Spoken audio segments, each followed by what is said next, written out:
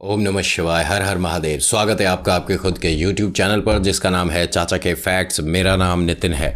सबसे पहले तो आप सभी का बहुत बहुत शुक्रिया। आप लोगों के लव और सपोर्ट और प्यार और आशीर्वाद की वजह से अपने चैनल को कुछ लोग जानते हैं, ठीक है। और जिस तरह से आपकी कहानियाँ आ रही हैं, जिससे आपका प्यार और आशीर्वाद मुझे साफ पता चलता है, तो प्लीज़ इसी तरह की कृपा बनाए रखें और वीडियोज़ को शेयर करते चलें। मैं कोशिश करके और बेहतरीन से बेहतरीन वीडियो आप लोगों के लिए लेकर आता रहूँगा। अब जो लोग नए आए हैं उन्हें थोड़ा सा बता दूं कि किस बात का धन्यवाद कर रहा है, क्यों, क्या, किस लिए। तो जी यहाँ से मैं आपको ईश्वर के चमत्कार बताता हूँ, रोचक पौराणिक कथाएं बताता हूँ, तीसरी शक्ति के वो प्रकोप के बारे में बात करते हैं जो लोगों के साथ उनकी पर्सनल लाइफ में एक्सपीरियंस उन्होंने करा है, हाँ, कहानी के माध्यम से ऑफकोर्स। और बात करता हूँ मैं फैक्ट्स की, ठीक है, जो कि आज इस वीडियो के माध्यम से मैं समझाने की कोशिश करूंगा कि हर चीज़ को आप नकार नहीं सकते, हर चीज़ को आप झूठ नहीं बता सकते। जहां साइंस फेल हो जाती है तो ऐसा नहीं है कि उस चीज़ का फिर या उस शक्ति का कहूं अस्तित्व नहीं होता। आपके ना मानने से, आपके ना कर देने से उसके वजूद पे कोई फ़र्क ना कल पड़ा था, ना आज है और ना कल पड़ेगा। बहुत सारी ऐसी जगह हैं हिंदुस्तान में भी, हो सकता है आपके घर से 2 कदम दूर पर हो ये जगह, जहां अगर साइंस को भेजा जाए रिसर्च करने के लिए तो खाली हाथ लौटेगी। मैं ये नहीं कहता कि मैं साइंस के विरुद्ध हूँ, खिलाफ हूँ। इवन मैंने भी अपनी पढ़ाई साइंस को लेकर ही करी है, ठीक है। लेकिन मैं साइंस के साथ साथ इन शक्तियों का भी सम्मान करता हूँ। अगर आप ये कहते हैं कि नितिन ऐसा कुछ नहीं होता, इसे प्रूफ करके दिखाओ, तो ये आपकी कार्य कुशलता पर डिपेंड करता है, ये आपकी हिम्मत पर डिपेंड करता है। क्योंकि भैया मैं तो साफ सीधा बताता हूँ, मैं यकीन करता हूँ कि हाँ एग्जिस्ट करती है, इसी वजह से मैं जाकर उनको टेस्ट नहीं करूँगा, मैं जाकर उनसे सवाल जवाब नहीं करूँगा। मैंने बहुत सारे YouTube चैनल देखे हैं जिस पर वो जाकर मुलाकात कर लेते हैं, ओजा बोर्ड पर गेम खेलकर बुला लेते हैं, उन्हें कुछ महसूस भी हो जाता है। यहाँ मुझे ये एक्सपीरियंस नहीं करने। मैं फैक्ट पर बात करता हूँ, जो असली बात है उस पर बात करता हूँ, या जो प्रूव हो चुका है, जिस पर बहुत सारे आर्टिकल भी आ चुके हैं, कुछ फेवर में और कुछ अगेंस्ट में भी, उन पर बात करता हूँ। हवा में बात नहीं करता हूँ। तो आपको अगर आज की ये वीडियो पसंद आती है तो प्लीज़ मुझे बताइएगा लाइक, शेयर और कमेंट के माध्यम से। और एक छोटी सी बात आपसे शेयर करनी है। अगर आपको इनमें से किसी भी फैक्ट पर ये लगता है ना कि नितिन यार मज़ा नहीं आ रहा, ये मनगढ़ंत बात है, तो गूगल कर लेना। क्योंकि मैं गूगल नहीं चलाता, गूगल आर्टिकल आप लोगों के लिए फ्री में अवेलेबल कराता है। So try and do some kind of research, तब बताना कि नितिन सच बता रहा है कि झूठ बता रहा है। फिलहाल अभी चैनल का इंट्रो, उसके बाद आकर शुरुआत करता हूं।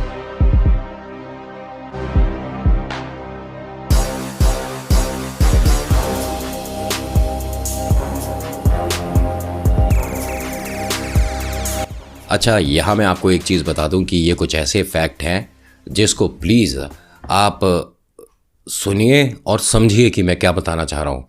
मजाक मत बनाइएगा। ये है टोमिनोज हेल। जापान की टोमिनोज हेल को एक शापित कविता माना जाता है, जिसे 1919 यानी 1919 में साइजो यासो द्वारा अपनी कविता साकिन के 27वें संकलन में लिखा गया था। लेकिन ये 1998 में यानी 1998 में प्रसिद्ध हुई, जब गोकी योमता ने इसे the heart is like a rolling stone नाम की किताब में लिखा। ये कविता टोमिनो नाम के व्यक्ति की है, जो मर कर नरक में चला जाता है। माना जाता है कि इस कविता को मन में ही पढ़ना चाहिए, क्योंकि इसे जोर से या कई लोगों के सामने पढ़ने वाले की मृत्यु हो जाती है, या उनके साथ कुछ ऐसा हो जाता है जिसे वो किसी को बताने योग्य नहीं रहते। ये भी कह सकते हैं हम आज की भाषा में भूत, प्रेत, आत्मा इनकी चपेट में आ जाता है। अगला है पोंतियानेक। पोंटियानेक बहुत से संस्कृतियों में माने जाने वाली एक ऐसी औरत की आत्मा है जिसकी बच्चे को जन्म देते हुए मौत हो गई थी। माना जाता है कि ये दिखने में बहुत ही सुंदर होती है, लेकिन सिर्फ तब तक जब तक ये अपने असली रूप में नहीं आती। और जब ये अपने रूप में आती है तो इसकी आंखें लाल, लंबे नाखून और खून लगी हुई सफेद कपड़े की साड़ी या किसी भी तरह का कपड़ा नजर आता है। इसे किसी पिशाच की तरह खून की प्यासी माना जाता है और माना जाता है ये अधिकतर मर्दों का ही शिकार करती है। लोक कथाओं के अनुसार पोंटियानेक पूर्णमासी की रात को ही निकलती है और हंसने या रोने की आवाज से अपने उपस्थित होने का एहसास दिलाती है।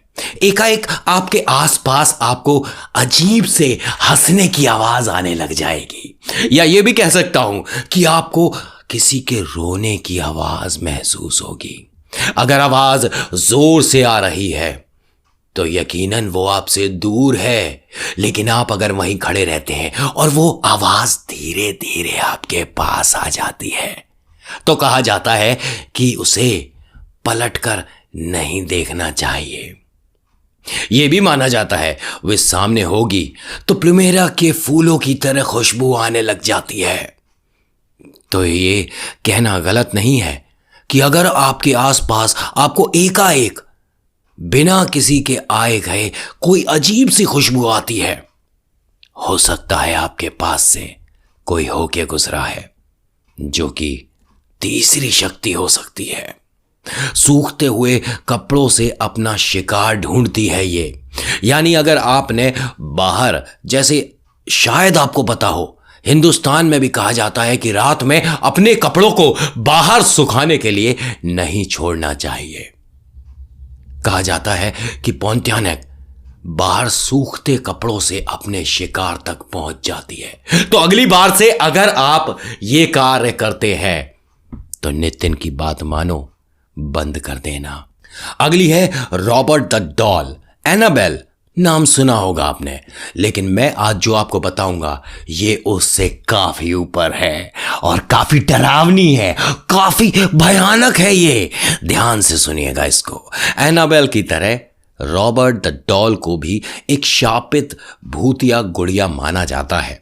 ये गुड़िया फ्लोरिडा के पेंटर रॉबर्ट यूगन ओतो की थी। माना जाता है कि इस गुड़िया ने खुद ही चलने, चेहरे के भाव बदलने और हंसने की क्षमता है। ये आपको देखकर मुस्कुरा सकती है। इस गुड़िया को ईस्ट मैटेलो म्यूजियम में रखा गया है। कभी आपके पास फुर्सत हो और आप चाहें कि इस तरह के कुछ एक्सपेरिमेंट्स देखे जाएं जो कि तीसरी शक्ति से रिलेट करते हों, जिन्हें नितिन बताता है, तो एक बार मेरे कहने से इस म्यूजियम में हो आइएगा।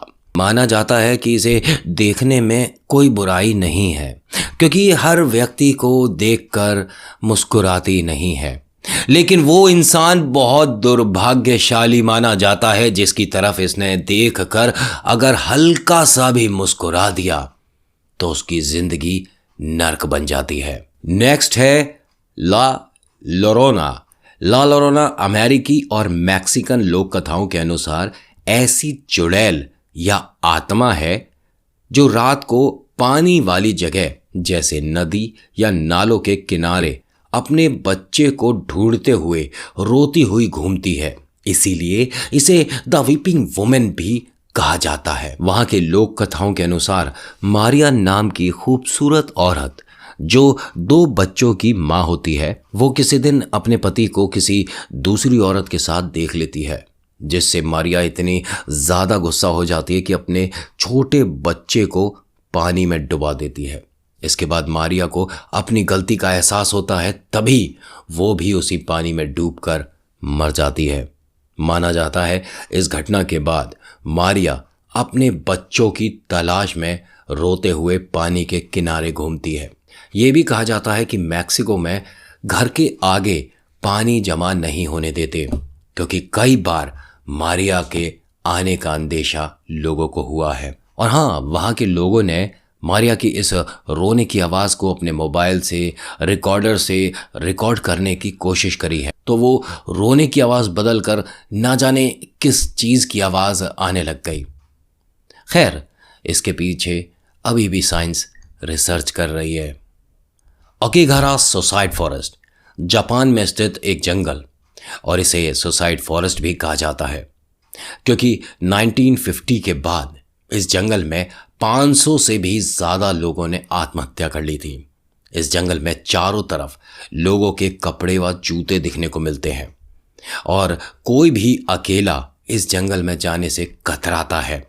इस जंगल में इतनी आत्महत्या हुई हैं जिसकी वजह से बड़े बड़े लोगों ने, जो कि पैरानॉर्मल स्टडीज करते हैं, उन्होंने भी यहाँ अपने हथियार डाल दिए कि जंगल में प्रवेश करने के कुछ सेकंड बाद ही सारे गैजेट काम करने बंद कर देते हैं, क्योंकि ये गैजेट एक बार में एक ही तरफ इशारा कर सकता है कि यहाँ कुछ है। एग्जाम्पल के तौर पर कोई गैजेट है जो कि जिसकी सुई अगर सीधी है तो यानी सामने वाली दिशा में कोई भी अप्रिय चीज़ या तीसरी शक्ति का होने का अंदेशा है, लेकिन अगर वो घड़ी के कांटों की तरह तेज तेज घूमने लग जाए तो इसका मतलब आप भीड़ में अकेले खड़े हैं, और ये भीड़ इंसानों की तो नहीं है, क्योंकि यहाँ गैजेट्स खराब अक्सर हो जाते हैं। कहा जाता है कि आपकी कलाई पर बंधी घड़ी जिस समय आप जंगल में एंट्री करते हैं उस समय रुक जाती है, और जब आप जंगल से बाहर आएंगे तब वापस वो वहीं से शुरू होती है। हाँ, वो अलग बात है अगर बाहर आप आ पाए तो, वरना तो घड़ी रुक ही गई समझो। अच्छा, अभी आपको ये वीडियो कैसी लग रही है? अच्छी लग रही है तो प्लीज़ प्लीज़ प्लीज़ लाइक ज़रूर करिएगा। बहुत मेहनत करता हूँ आपके लिए एक अच्छी सी वीडियो बनाने में। आपका एक लाइक, एक शेयर, एक सब्सक्राइब मेरी मेहनत को वसूल कर देता है। अगला सुनिए। ओकीकू। ओकीकू जापान की भूतिया गुड़िया है। माना जाता है कि 1918 में एकिशी सुजुकी नाम के लड़के ने इस गुड़िया को अपनी 3 साल की बहन ओकीकू के लिए खरीदा था। उसी के नाम पर गुड़िया का नाम भी रखा गया था। लेकिन जब उस लड़की की मौत हो जाती है तो उस गुड़िया में अजीबोगरीब हरकतें दिखने लग जाती हैं और उसके बाल अपने आप बढ़ने लगते हैं। परिवार के अनुसार इनकी बिटिया यानी ओकीकू को उस गुड़िया से इतना प्यार था कि उन्हें लगता था कि उनकी बेटी की आत्मा उस गुड़िया में चली गई है।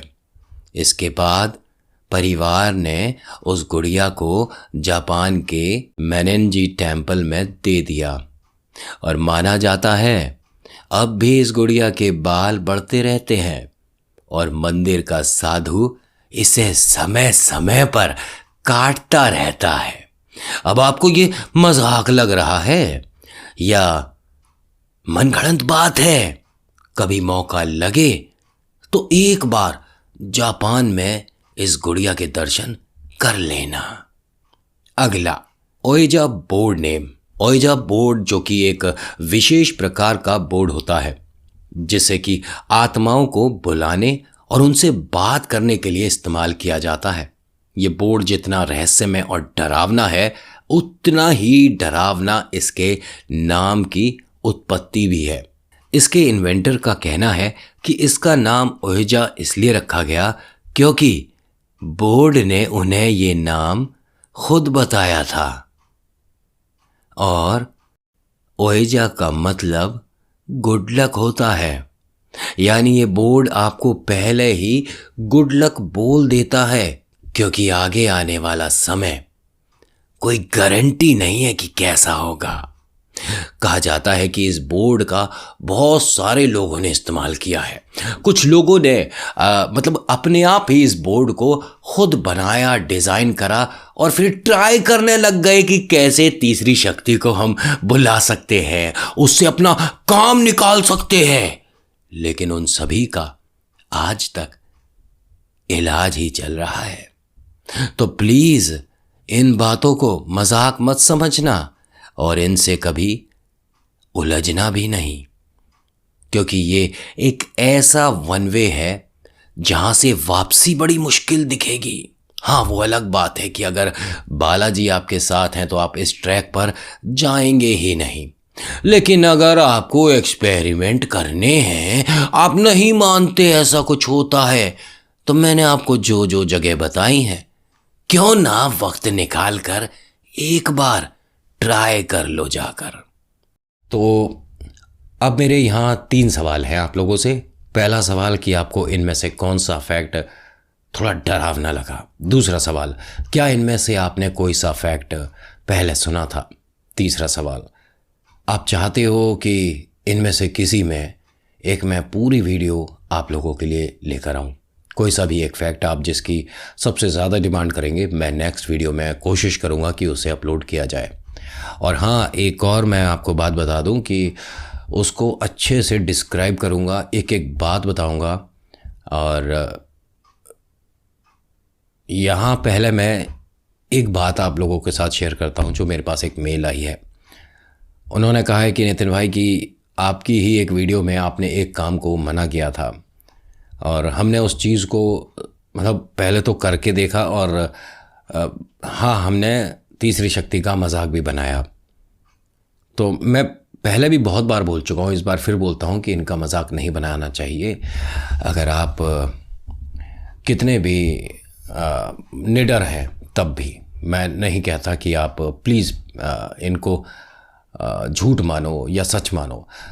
कोई भी अपनी प्रतिक्रिया इनके लिए जाहिर नहीं करो प्लीज़।